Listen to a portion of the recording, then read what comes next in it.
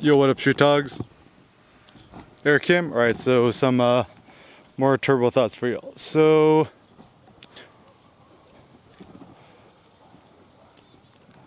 perhaps in life, we should be more like kids, do as kids do. And when it comes to fitness or almost anything in life, you don't treat it like, working out or whatever.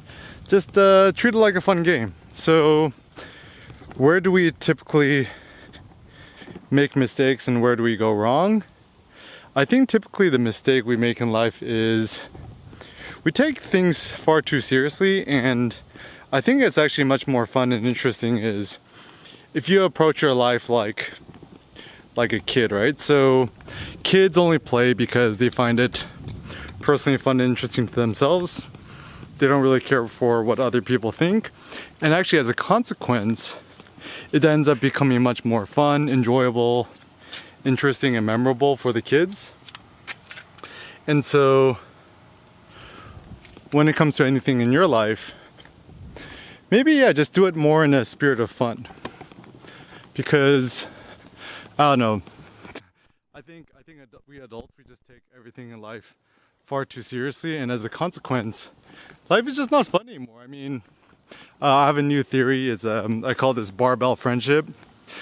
Better to have friends. Don't have friends your age. Have friends either way older than you or way younger than you. So, for example, I'm 32. My favorite friendships are my friends who are in their 50s, 60s, 70s, and beyond, and also really young, like my friend Dylan Fan, who's 19, and Sebastian, who's 21, and so forth. Because I don't know, like the sad thing about our generation of degenerate millennials, myself included, is we're incredibly ambitious, incredibly, hardworking, industrious, and we had high expectations and goals for ourselves. But the sad thing that's been happening is everyone's so disappointed with how their life turned out. Like, a lot of people, they expected by the time they're 30, they'd be the CEO of their own company or did some sort of very successful entrepreneurial thing. But it looks like most people became either programmers or ends up working for like Google, Amazon, Facebook, any of the big tech companies, Apple, rather than starting their own thing, which was the whole millennial vibes, was to be an entrepreneur.